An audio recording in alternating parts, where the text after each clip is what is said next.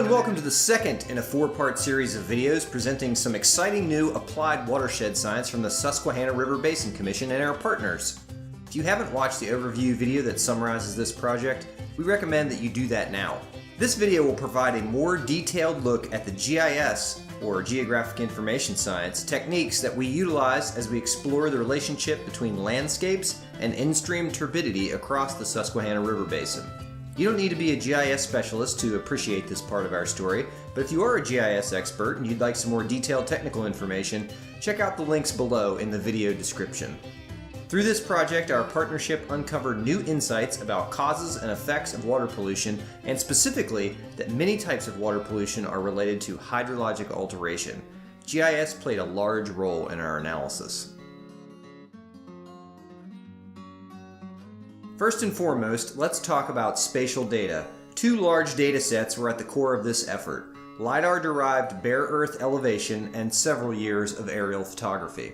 The first dataset, LiDAR-derived elevation, provides high-resolution, three-dimensional maps of the ground surface. The LiDAR data were collected between 2006 and 2008 and used to create 1-meter bare earth elevation surfaces. These surfaces were then used to create 5-foot interval contours. We utilized these datasets to generate some other things, which will be discussed later. The second dataset, aerial photography, collected between 2006 and 2012, was used to map natural gas infrastructure and verify road network data. Later in the project, we used a number of road and pipeline corridor datasets, which were provided by the Pennsylvania Geospatial Data Clearinghouse. Early on, our analysis was concerned with how unconventional natural gas infrastructure might be related to observed turbidity in the Susquehanna Basin. Let's define a couple things quickly for your reference before we move on. Turbidity is a measure of how cloudy water is due to suspended sediment. We installed water quality monitoring stations that measured turbidity, among other things, in 60 locations across the Susquehanna, 16 of which were selected for final analysis. Unconventional natural gas refers to natural gas production that targets very deep geologic formations. The gas is accessed via hydraulic fracturing and horizontal drilling. From the mid-2000s to about 2012, across Pennsylvania, including much of the Susquehanna Basin, there was a massive amount of unconventional natural gas development targeting the Marcellus Shale. So our earliest data needs revolved around unconventional gas infrastructure. Early on, we discovered that the kind of information we needed wasn't collected by regulatory agencies.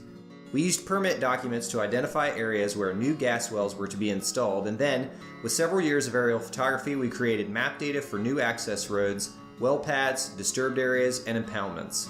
We ultimately created spatial datasets for infrastructure installed up through 2012 within 6 of our 16 study watersheds. This work proved to be surprisingly difficult. We generated some fairly straightforward metrics for use in statistical analysis, including the density, number, and surface area of well pads and the density, number, and length of new roads. Statistical analysis of those data, however, revealed little to no relationship with in-stream turbidity. At this point, we backtracked somewhat and began to ask questions about how and why sediment reaches streams in the first place. Because sediment transport is linked to runoff and precipitation, we realized we needed a spatial data set that described how precipitation concentrates and moves across the surface of the Earth. We happened upon a digital terrain analysis approach known as the Topographic Wetness Index, or TWI. The TWI identifies where water will flow across the land when it rains, and it is particularly helpful in identifying flow paths that are impacted by surface development and in identifying countless small wetlands that aren't included in most wetland inventories. The TWI is important to this project because land disturbances associated with unconventional natural gas, as well as other types of surface disturbance, will capture, concentrate, and divert water. Understanding the pattern of these diversions became the focus of our efforts, and the TWI provided a mechanism to follow effects of land disturbance in a watershed from place of origin to stream bank. The TWI is developed through geoprocessing of elevation data. In a nutshell, the GIS software examines elevation data in small sections and classifies the shape of the surface based on whether it is likely to concentrate or disperse water that flows across it. Each section of elevation data is processed multiple times, taking into consideration adjacent landform classifications with each successive scan. The end result is a map of overland flow that is classified by strength. The higher the output value, the more likely that particular area is to carry water when it rains. Before we attempted to tie any further conclusions to the TWI, we needed to ground truth the results. We visited numerous locations that were not on streams to determine if overland flow would be concentrated at those locations when it rained.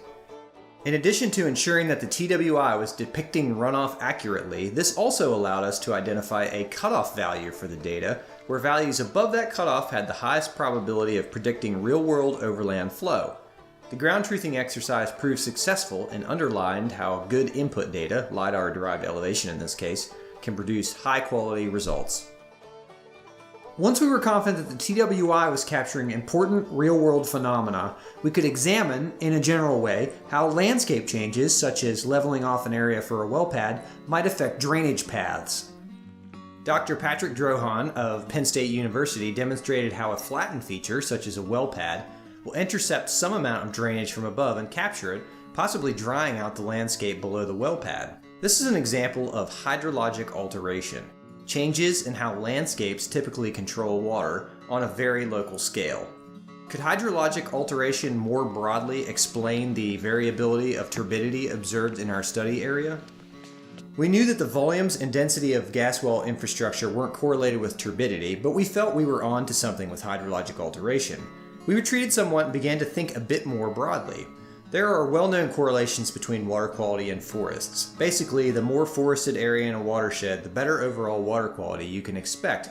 But what would explain the relatively high observed turbidity values even in watersheds with lots of intact forest? In a word, roads. No single feature has a greater cumulative effect on drainage than roads, and of course, roads crisscross the Susquehanna Basin. Even in heavily forested areas that we may consider pristine, many roads can be found. What we needed was a way to quantify how roads affect water across the landscape. As rain falls on a forested hillside, tree cover interrupts and slows water, causing much of it to percolate into the ground where it is absorbed by plants, or it continues to move slowly underground towards an aquifer, spring, or waterway. Some small amount of water also runs over the ground downhill. Now, let's put a road on that same hillside. Despite the fact that overall most of the trees are still intact, this results in a surprising amount of change. The road and its associated drainage structures, ditches and culverts among other things, accelerate, concentrate, and energize water, dramatically altering the way water is controlled even in a forested landscape. This becomes even more impactful as the effects from each road add up when looking at a larger area than a single hillside. Understanding this, however, still left the question open of how best to measure the effect of roads on observed turbidity, if an effect exists at all.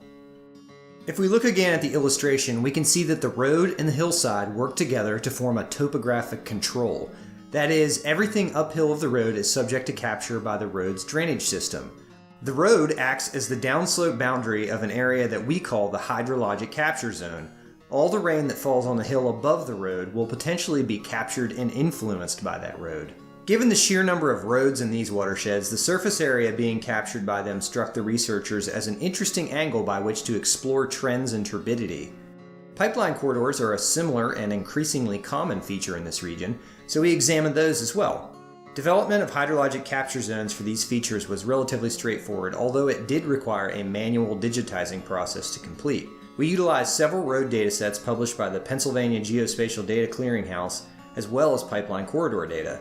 In order to identify the area's upslope of these features, we carefully compared them against elevation contours and the TWI and defined those areas that flowed downhill to each road feature. The end result of this is a map for each watershed that characterizes all of the surface area of that watershed into one of two categories. Some areas have natural drainage that is not captured by a road. Other areas, the hydrologic capture zones, have impacted drainage that is potentially captured and influenced by a road. We hope this video has provided some insight to the GIS processes we utilized during this project.